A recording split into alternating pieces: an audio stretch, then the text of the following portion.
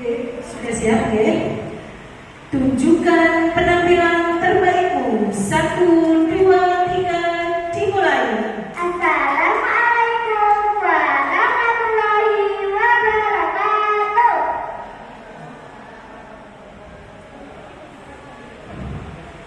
Perkenalkan semua, nama saya Arya Katrina Ravanda dari SD Tambahan kelas 4. Perkenalkanlah, pada kesempatan kali ini saya akan mendongeng dengan judul Legenda Noyo Gimber. Penulis Triwayuni Umi Farida dan Desi Ari Tresani.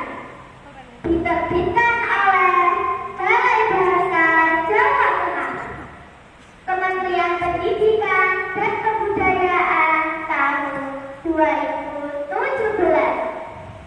Cerita ini diawali dengan berakhirnya Perang Diponegoro tahun 1830. Perjuangannya itu dilanjutkan oleh muridnya, yaitu Noyo Sentiko, dengan semboyan Saduna Batok, Sanbari Bumi, Ditahi, Tati.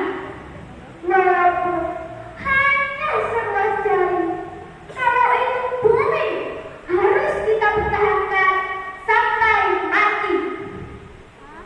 Perjuangan Noyo Sentiko pun dimulai dari lereng Gunung Buta. Pada suatu hari, ia bermimpi.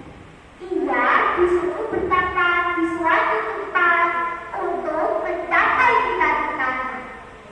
Sebelum bertapa, Noyo Sentiko berkata kepada pengikutnya, "Apabila jembatan atau gunung yang ada di depanmu letaknya telugu dan bisa berdiri, berarti doa terkabul."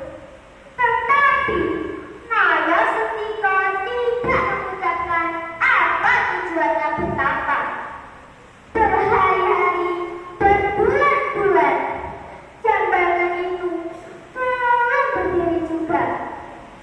Pada suatu hari, pengikut Noyo Sentiko berduyun-duyun mendatangi tempat pertapaannya. Dengan penuh riang gembira serta sorak-sorai melihat jembatan itu miring keadaannya. Mereka telah mengira doa sang guru telah terkabul. Untuk memenang peristiwa tersebut, tempat pertapaannya disebut dengan Gunung Gemuk, dan tempat mereka bersorak-sorai disebut dengan Gunung Sorak. Karena sang guru bertapanya terlalu lama, membuat bebannya menjadi kurus dan rambutnya gimbal. Mereka pun memberi gelar Noyo Gimber. Setelah itu, mereka menanyakan apa hasil pentapaannya. Noyo Gimber pun menjawab bahwa dia sebenarnya telah berjuang melawan Belanda.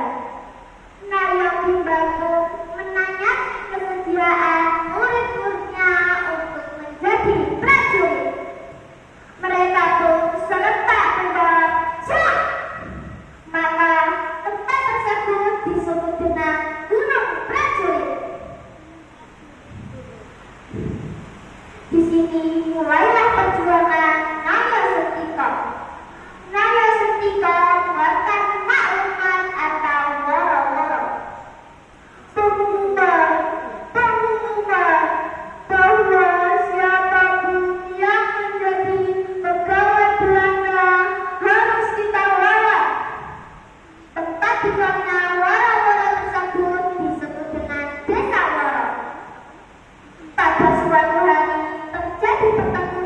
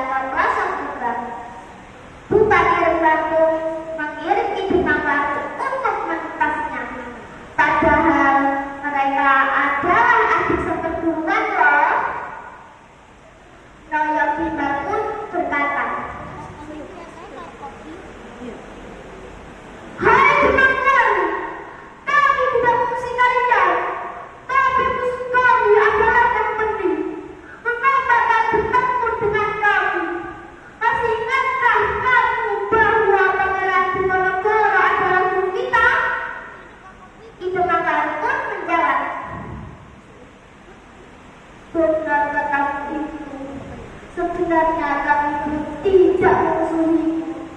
Kami hanya mengingatkan. Apa salahmu? Bukankah kamu tergerak sendiri, sedangkan kekuatan kau pergi lebih besar. Oleh karena itu, bukanlah niat. Tidak! Aku tidak akan. Itu makamu merayu lagi. Sudahlah, jangan marah. Aku memang salah. Aku menyalahi kesetiaan terhadap guruku.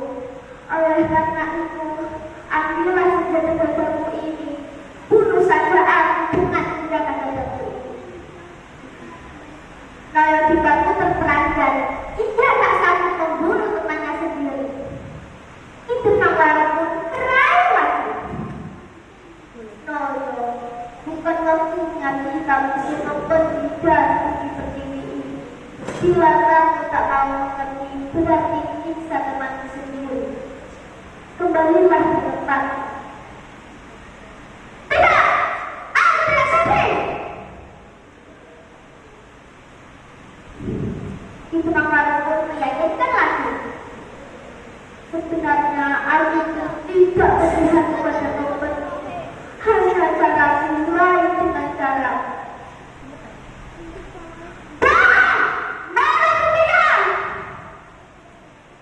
Itu makamu menyakitkan lagi.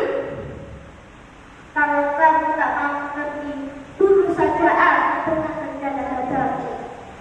Karena berat dan marah, saya dibantu mengayunkan senjata gagahnya ke arah itu makamu.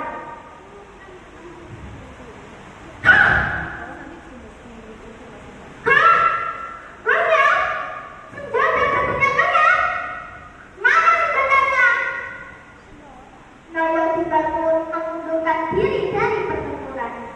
Sedangkan Ki Makarim berdiri tepat saja, tidak bergerak sedikit pun. Peristiwa hilangnya gajah tersebut disebut dengan Desa Gajah.